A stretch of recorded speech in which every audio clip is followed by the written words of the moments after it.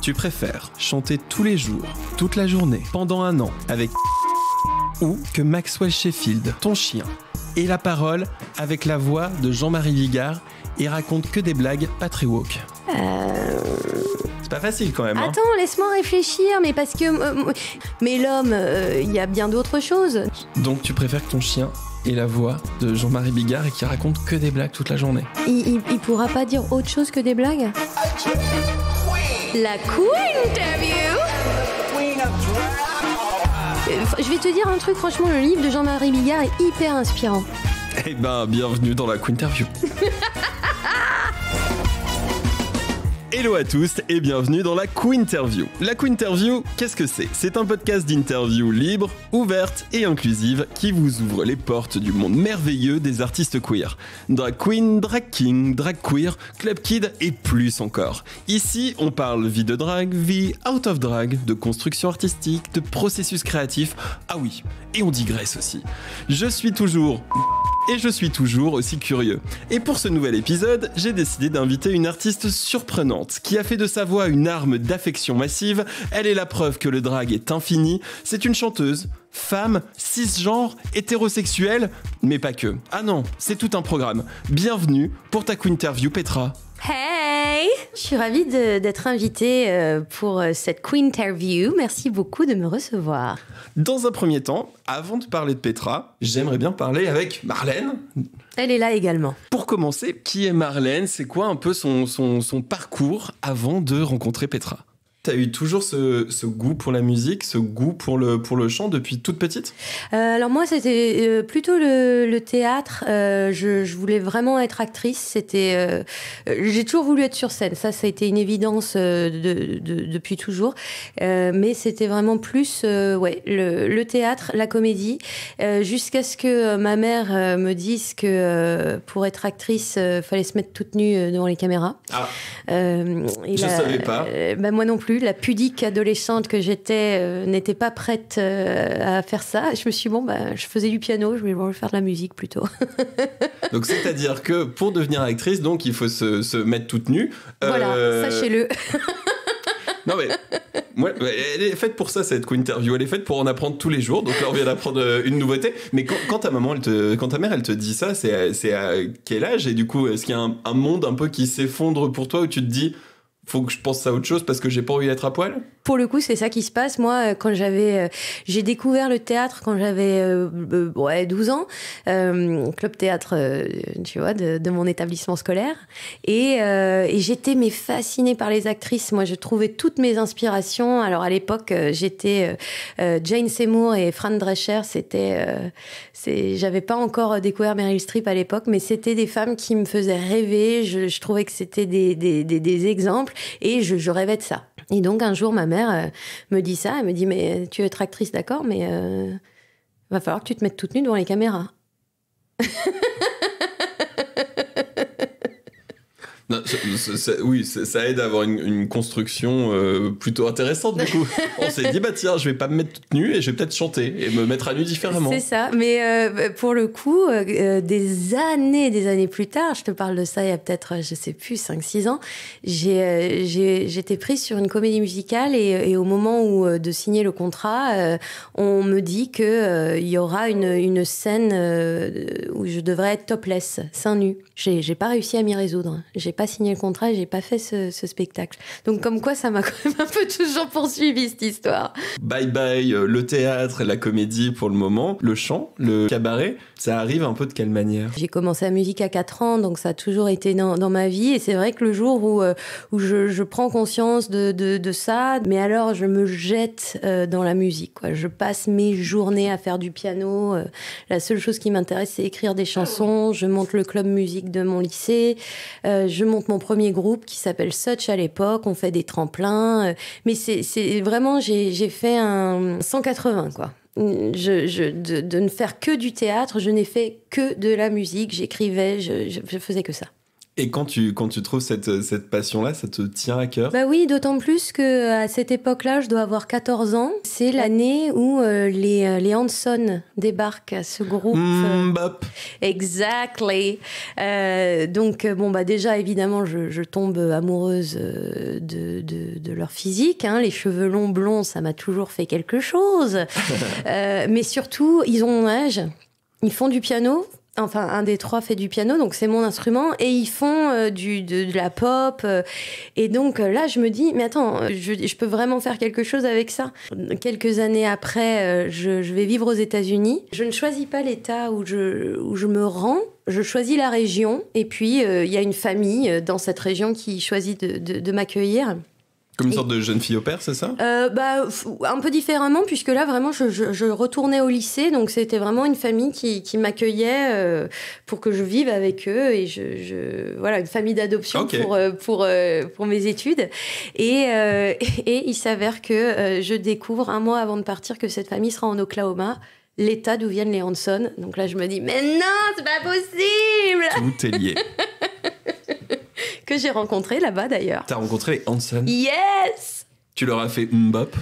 Oh, je leur ai fait beaucoup plus que ça. Bon, je ne fais pas ça.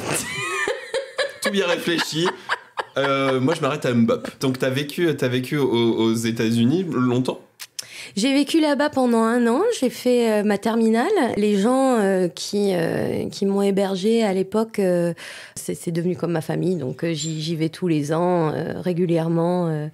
Et ensuite, tu rentres en France. Là, on va aller peut-être un tout petit peu plus rapidement sur la suite. Mais comment tu te dis, tiens, j'ai envie de participer à The Voice? Quand je rentre de ma vie aux États-Unis, là-bas, j'étais dans un lycée qu'on appelle de Performing Arts, donc vraiment pour les gens qui se prédestinent à ce genre de carrière. Donc j'ai tous les jours des cours de théâtre, de chorale, de chant, etc.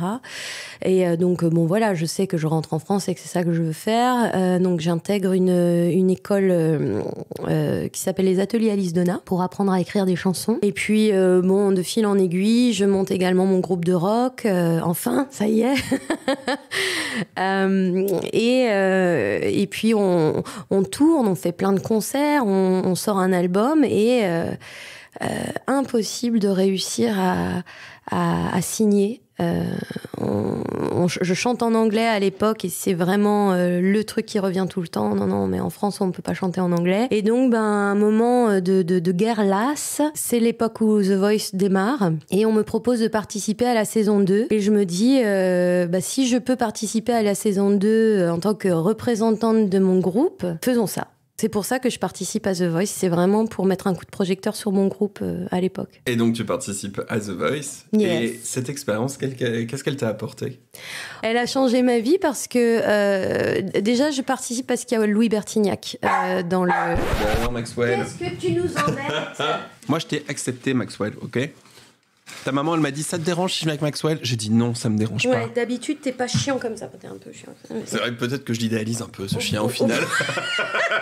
Au bout d'un moment, calmez-vous. Vous êtes hystérique, Maxwell. Merde. Tu fais The Voice parce que il y a Louis Bertignac dans les coachs. Exactement. Ça, c'est ce qui fait que je me dis, attends, je fais ça pour promouvoir mon groupe de rock. Il y a The Ultimate Rocker. En plus, moi, la guitare, bon, laisse tomber.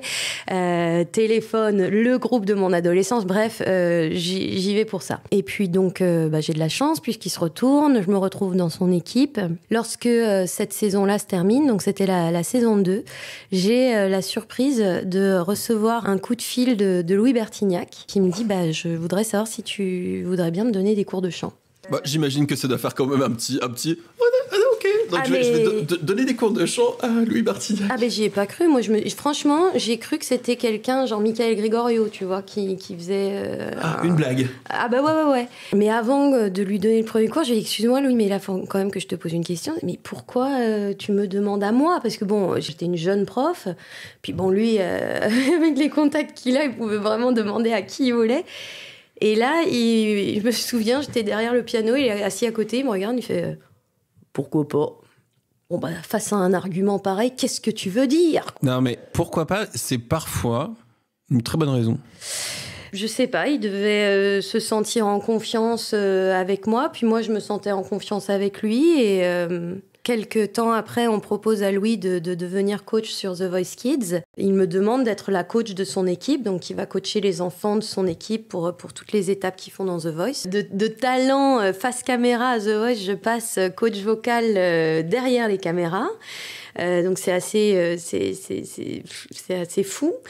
Dans la Quinterview, c'est difficile de tout faire tout seul. Et du coup, j'ai embauché une assistante éditoriale qui m'aide à préparer les interviews, qui va, avec ses parents, Alice et Gilles, regarder un peu sur les réseaux sociaux, sur ton profil Instagram, et qui du coup, a des questions à se poser. D'ailleurs, on va la saluer. Bonjour Mia. Bonjour, je m'appelle Mia. J'ai 4 ans, normal. Mon plat préféré, c'est des plats italiens. C'est que de la pizza. Et toi, Marlène, c'est quoi ton plat préféré? C'est comme Mia, c'est les plats italiens, mais moi, c'est les linguine alle vongole. Donc, c'est que des linguine à la vongole. Si. Ok. C'est avec les avec les poids lourdes. Avec les poids lourdes. Et nous, comme on n'est pas lourdes, on va continuer cette interview. C'est quand la première fois que tu es devant une drag queen alors que la dernière fois, t'étais pas une drag queen. Ça, c'est la question. Vous avez 4 heures. C'est quand la dernière fois que t'étais drag queen alors que la première fois, t'étais... Enfin, qu'est-ce que t'as compris? Mais j'ai parfaitement compris ce que Mia demande. Merci pour cette question. La première fois que je suis devenue officiellement drag queen, que j'ai créé le personnage de Petra, c'était en 2018. Une nouvelle question, Mia. Pourquoi t'es devenue drag queen? Mia, tu vas me faire pleurer tellement tu es sage dans tes questions.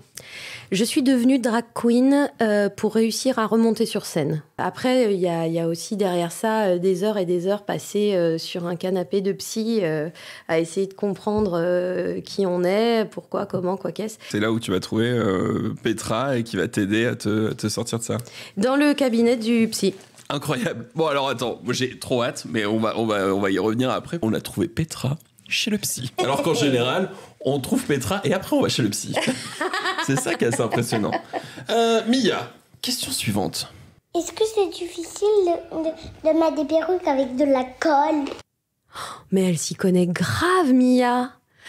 Alors c'est pas forcément difficile, c'est un petit coup de main à prendre, c'est comme tout en fait, à force de s'entraîner, ça devient de plus en plus simple. Mia, est-ce qu'on a une autre question? J'en ai plus d'autres, je suis désolée. Ah bon tant pis, au moins. C'est pas grave. Non Mia. mais au moins c'est cash, elle Ouais. dit les choses Mia. Bon Ça gros bisous Mia, à bientôt. Gros bisous. Bisous. Elle nous envoyait des bisous. Merci beaucoup Mia, merci pour tes questions et merci à ses parents Alice et Gilles de lui avoir permis de se poser toutes ces questions. On a commencé de parler un petit peu de Petra, on a commencé un peu d'en dessiner un peu les contours. Donc tu disais que Petra, tu l'as trouvée chez le psy.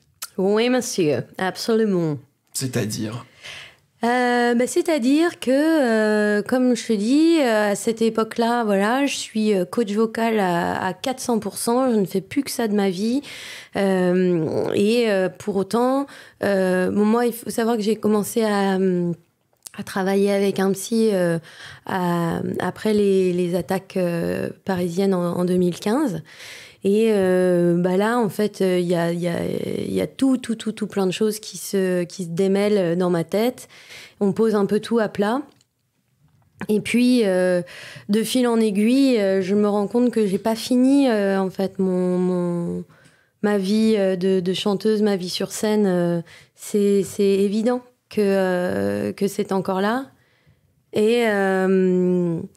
Et on en parle avec mon psy, mais je dis à mon psy aussi que je suis pas capable. Je suis pas capable. Je suis plus capable de monter sur scène parce que monter sur scène, c'est être vulnérable. Ce qui n'est absolument pas un défaut ou quoi que ce soit, mais c'est mon humble avis. Mais pour être vraiment sincère, vrai, il faut être vulnérable. Et j'ai trop peur de ça. J'avais vraiment cette sensation, alors c'est pas pour parler comme Alain Delon à la troisième personne, mais à l'époque j'avais besoin de protéger Marlène, quoi. mon groupe de rock qui avait été mon projet pendant 8 ans, qui finalement, on se dit, allez, on arrête, c'est trop... on n'arrivait plus à avoir l'énergie de continuer. Maintes autres projets qui, pareil, se terminent un petit peu en eau de boudin. Et là, je suis trop heurtée. J'ai plus envie de faire tout ça. Et pour autant, clairement, j'ai toujours ce besoin de créer, toujours ce besoin de monter sur scène. Et donc, c'est terrible, quoi. Je pleure, je ne sais pas comment me sortir de ça. Et puis, il me semble que c'est l'époque où RuPaul's Drag Race arrive. C'est le moment où ça doit arriver sur Netflix, je pense, où c'est de plus en plus, ça se voit de plus en plus. Ouais, exactement. Et donc, je tombe là-dessus et je renoue avec mes premiers amours, les transformistes, etc. Je renoue avec cet art des dragues. Et je renoue avec le concept premier du drag, c'est moi tel que je suis, mon identité du quotidien, elle est heurtée, elle est blessée.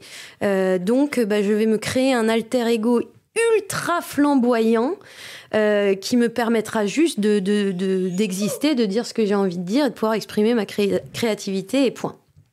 Et là, je me dis, voilà. C'est ça qu'il faut que je fasse. Devenir drag queen. Sauf qu'à ce moment-là, je me dis, mais je suis pas un mec.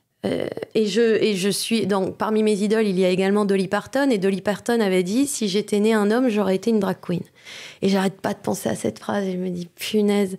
Encore une fois, il vaut mieux être un mec, quoi. Et puis à ce moment-là, je me dis, mais attends, mais c'est quand même incroyable que même pour créer l'illusion d'une femme, il faille être un mec. Et là, je me dis, fuck this, I'm gonna be a fucking drag queen. Et évidemment, donc il me faut du temps, parce que ça prend énormément de temps. Donc je commence déjà par renouer avec le maquillage. Donc je travaille tous les jours pour parfaire les techniques. J'apprends les perruques, je cherche mon style avec des stylistes, quelle va être ma voix. Je commence à écrire aussi beaucoup mon spectacle sans savoir pour l'instant que ça va être un spectacle, je sais pas trop, tu vois. Je trouve le nom. Comment tu trouves le nom ? Alors, je trouve le nom parce que donc moi, je suis franco-allemande et quand j'étais petite, je vivais dans les Vosges, dans un tout petit village où il n'y avait pas de magasin de jouets, etc. Et mon père, qui travaillait en Allemagne, me ramenait des jouets d'Allemagne souvent. Et il me ramenait des poupées Barbie, mais de la marque allemande Petra. Qui est donc la Petra du pauvre, la Barbie du pauvre. Petra, c'est la Barbie du pauvre. Ah ouais. La Barbie du pauvre. Mais toujours dit que c'était pas des vraies Barbies. Et je me souviens de ça et je me dis, vu que je vais pas vraiment être une vraie femme quand je suis en Petra, mais plus une sorte de créature, un truc un peu fantasmé, je me dis, si les femmes sont des Barbies, ma drague sera une Petra. Quand tu trouves ta Petra, ouais. Quand tu trouves ton style, ta voix, que tu arrives à justement mettre toute ta créativité, toute ton énergie artistique là-dedans, qu'est-ce qui se passe pour toi ? Est-ce que ta vie aussi commence un peu à déjà rien qu'à changer, le fait d'avoir ce projet artistique-là ? Mais en fait, tu sais, je pense que tout le monde peut avoir cette sensation parfois où tu te sens bloqué. Tu sais que ça va pas, et tu sais qu'il faut que tu changes, mais tu as l'impression que partout où tu regardes, c'est des murs.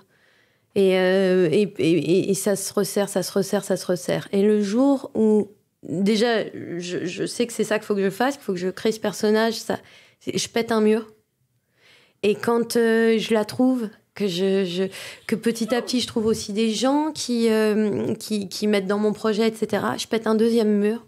Je fais les photos, j'enfile pour la première fois sa perruque, ses fringues, je pète le troisième mur. Je me retrouve à aller travailler à Londres sur un projet qui n'a absolument rien à voir. Et puis il y a quelqu'un qui me dit mais tu sais, moi je m'occupe d'un théâtre ici, machin. Si jamais t'as un projet, j'aimerais bien te faire jouer ça. Et puis à ce moment-là, j'avais ce spectacle, tu vois, mais c'était... embryonnaire encore à ce moment-là. C'était en construction. Et il me dit, je crois on doit être peut-être en octobre, novembre 2018. Mon hochement de tête, il prend ça pour un « ok, je te trouve une date ». Et il m'appelle et il me dit bon bah c'est bon, t'as avril, la salle est bookée pour toi. Je dis what the ouais. Eh ben, merci beaucoup. Donc c'est parti. J'écris le spectacle là pour le coup en anglais et là je pète le 4e mur en fait. Et là on te prend pour ce que tu es et pour qui tu es toi et pour ton anglais et pour tout ce qui te construit quoi.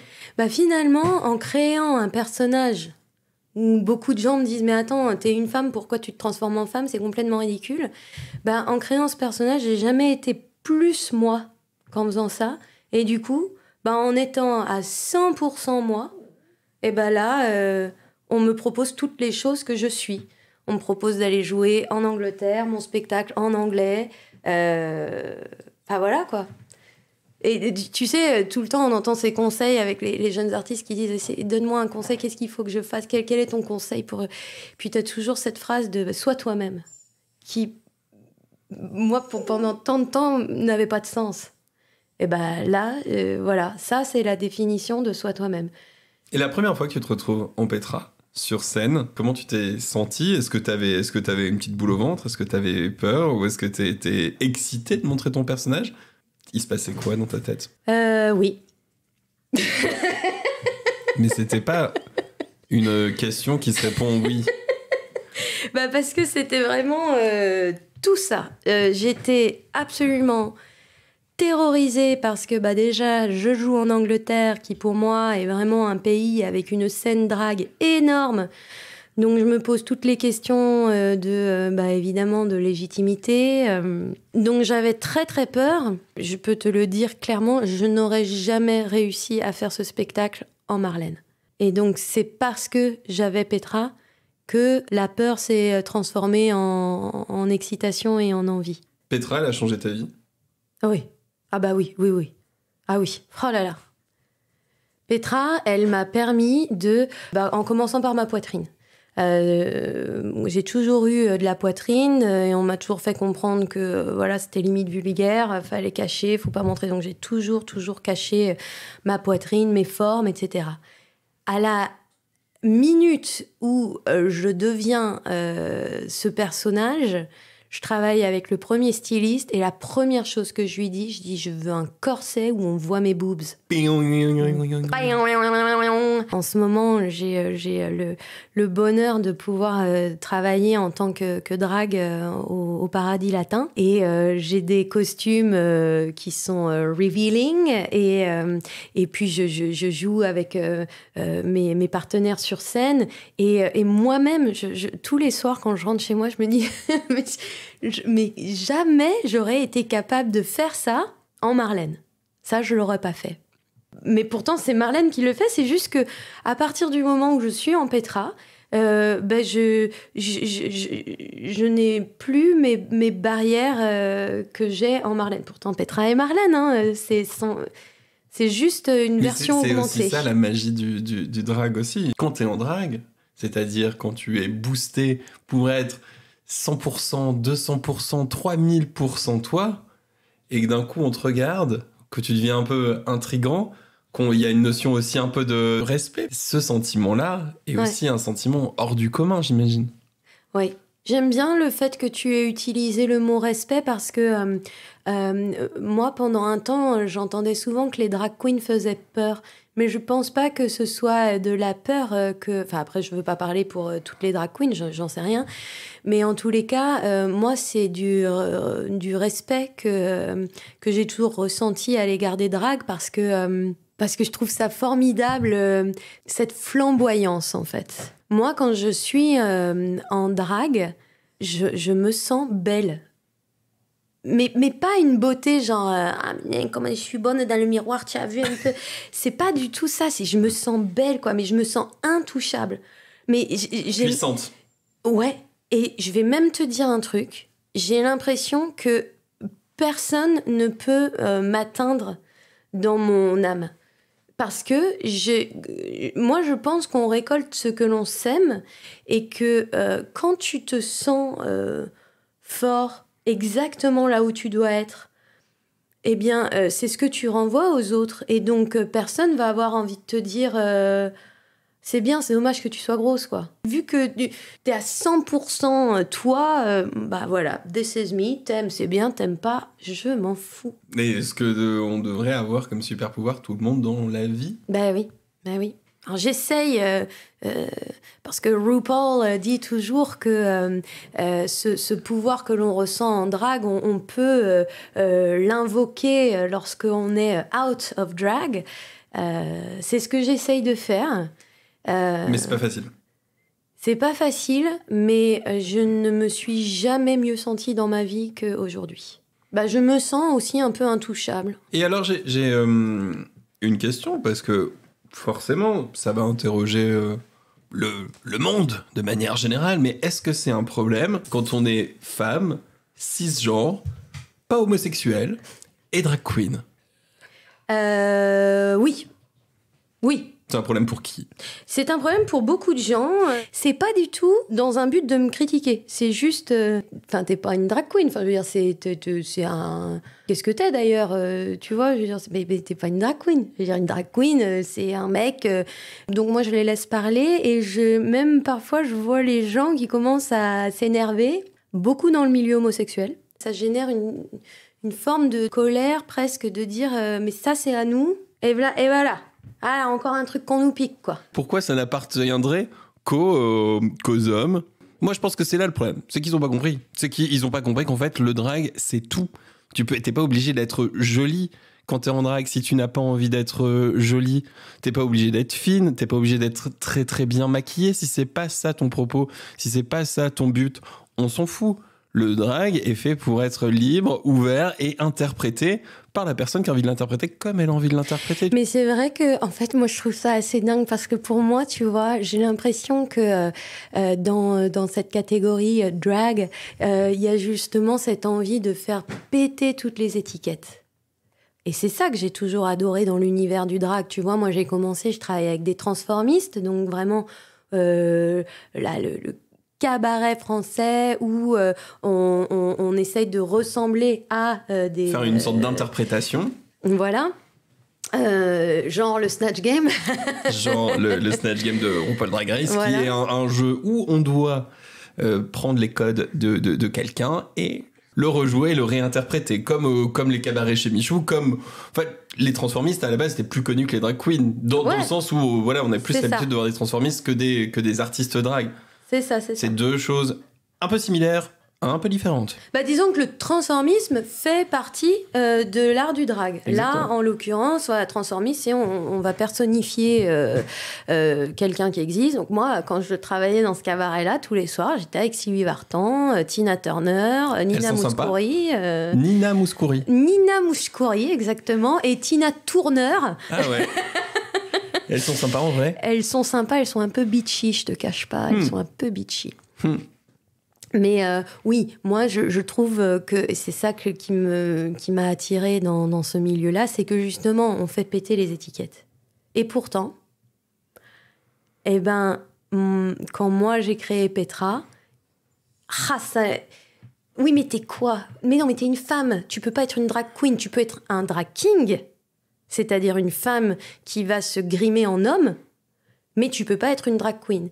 Et je me dis, mais enfin, c'est quand même incroyable, cet art qui est né justement pour sortir du terreau de la haine, de l'intolérance, avec de la flamboyance, avec du beau, du fun, tu veux m'écraser ? Bah regarde, je vais essayer de mesurer 2,50 m avec des talons, des paillettes, face à ton inconscience, ton inculture. Et vous venez me dire à moi que j'ai pas le droit, mais attends, excusez-moi, mais enfin, en tant que femme, j'en connais un petit peu aussi, un petit rayon sur être écrasée sans cesse. Donc, si moi, grâce à ce merveilleux art qui est né, je réussis à me révéler dans vos codes, mais c'est une fierté, c'est mes prends, tout ça, c'est que de l'amour. C'est que de l'amour. J'ai le plus profond respect pour cet art. Je m'y intéresse depuis des décennies. Je vole rien à personne, en fait. Et donc, je te cache pas que depuis quelque temps, j'ose même plus trop me qualifier de drag queen parce que j'ai l'impression qu'il y a des personnes que ça contrarie énormément. Il y a des personnes qui distribuent des badges de bonnes drag queen et de mauvaises drag queen. Bien sûr. Ok.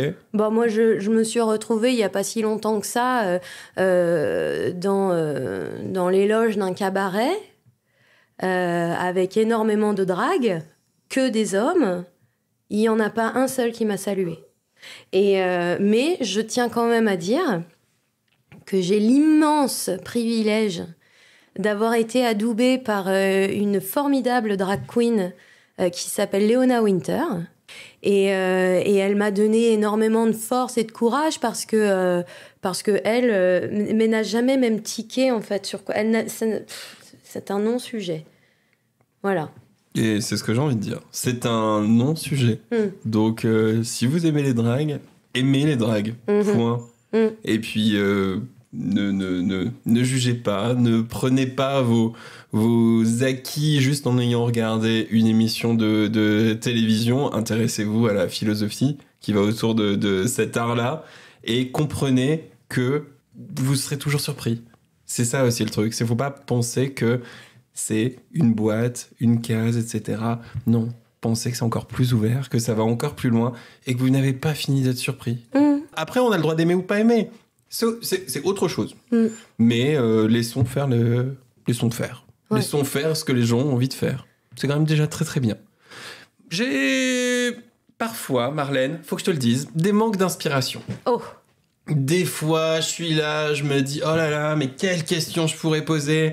Est-ce que c'est vraiment intéressant ? Du coup, comme je manque d'originalité, j'ouvre pas un livre, j'ouvre ChatGPT et je lui dis quelles questions je pourrais poser à Marlène qui ne lui ont jamais été posées. Et du coup, bah voilà, mon ami GPT est de la partie. Oh my lord. Bonjour Petra. Bonjour Petra. Bonjour. Merci. Supposons que les drag queens seraient devenues les dirigeants du monde. Quel serait ton premier décret en tant que drag queen suprême ? Alors, mon premier décret en tant que Supreme Drag Queen, mon premier décret serait de ne plus genrer les vêtements. Parce qu'alors, franchement, je trouve qu'il y a tellement de choses sur lesquelles on a besoin de travailler, de réfléchir, d'évoluer, etc. Mais alors, si un mec, il a envie de s'habiller avec des talons et des jupes, si une nana, elle a envie de se couper les cheveux, la boule à Z et s'habiller comme un cow-boy, mais qu'est-ce que ça peut faire ? Les vêtements qu'on porte ne nous définissent pas. Et je trouve ça, mais d'un con. Mon chien, tel que vous pouvez le voir présentement, a un harnais rose. Ouais. Et mon chien est un mâle. C'est un mâle, cet animal. Eh bien, quasiment tous les jours, je le promène. Oh, elle est mignonne, la petite Fifi. Je dis, ah, mais non, c'est un mâle. Bah, pourquoi il a un harnais rose ? Eh ouais. Et là, je les regarde, je dis, mais vous parlez d'un chien. Vous vous rendez compte quand même que mon caniche n'a pas conscience que le rose, c'est pour les filles, le bleu, c'est pour les garçons, et qu'en plus, il le voit même pas, cette couleur-là. J'ai dit, mais alors vous, qu'est-ce que vous êtes con ? Ouais. C'est aussi, la Quinterview est ici là pour dire que le rose est une couleur et que le vernis, c'est pour les ongles. J'ai pas les mots pour exprimer à quel point je trouve ça stupide. Enfin, les Romains, ils portaient des jupes. Non, mais on va arrêter ça. C'est comme si on nous endormissait. Mais il n'y a pas des choses plus importantes. Mais laissez les gens s'habiller comme ils veulent. Qu'est-ce que ça peut faire ? Donc arrêtons de genrer les vêtements et laissons faire ce que les gens veulent faire et comment ils veulent s'habiller. Mais ça, ce serait mon décret suprême, quoi. T'imagines, tu te marches dans la rue et tu vois vraiment les vraies couleurs des gens, pour le coup. Moi, je dis que ce décret de cette Queen Supreme est validé. Thank you. Eh ben, merci beaucoup, GPT. Merci, GPT. Marlène, on arrive bientôt à la fin de ma vie. Non, on arrive bientôt. Marlène, on arrive bientôt à la fin de cette émission. Si demain, il y a des personnes qui veulent se lancer en drague, des petites filles qui veulent se lancer en drague aussi, qu'est-ce que tu leur conseillerais? Parce que moi, je vais te raconter un petit truc, une anecdote qui m'est arrivée le week-end dernier. J'étais à une viewing party à Clermont-Ferrand et j'ai rencontré une petite fille qui m'a dit « Je suis une drag queen ». Elle a 6 ans. J'adore. Et elle m'a dit « Je suis une drag queen ». Elle s'appelle Aventure Morningstar. Waouh. Et elle est complètement drag queen. Donc du coup, tu vois, je me dis, toi, aujourd'hui, qui est femme et complètement drag queen, je me dis, bah, il peut y en avoir plein, des petites Marlène, des petites Petra et des petites aventures Morningstar. Donc qu'est-ce que tu conseillerais aux personnes qui ont envie de faire du drag? Bah déjà, premièrement, Aventure Morningstar, c'est quand même le meilleur nom de la Terre. Waouh. Moi, dans le spectacle que je joue, qui s'appelle A Queen is Born, je dis que Petra est à Marlène ce que Superman est à Clark Kent. C'est ma super-héroïne, en fait. Donc, mon conseil pour Aventure Morningstar, c'est de trouver sa cape de super-héroïne. Donc, moi, ma cape, je l'ai trouvée avec le maquillage, mes perruques, les vêtements. Moi, tu vois, je travaille au Paradis Latin, comme je te le disais tout à l'heure, et je me suis donné comme challenge de ne jamais faire le même make-up un soir de suite. Donc, ça doit pas être facile. Ouais, mais c'est tellement fun. C'est tellement fun. Hier, j'en ai fait un complètement dément. Et ça m'a pris énormément de temps pour un résultat 0, puisqu'il ne se voyait pas sur scène. Ah oui, c'est quand même dommage. Il se voyait quand j'étais proche des gens, mais quand j'étais sur scène, en fait, c'était trop dans le détail, ça se voyait pas. Loupé. Bah, faites des maquillages voyants, si vous y passez du temps.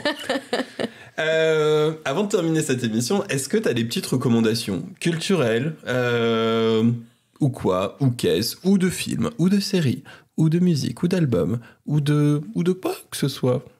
Bah déjà, premièrement, évidemment, Ingrid Michaelson, hein, qui est ça s'écrit Michaelson, Ingrid Michaelson, voilà. Qui est une chanteuse absolument formidable, qui fait de la folk, qui fait tout elle-même, pianiste, chanteuse, arrangeuse vocale.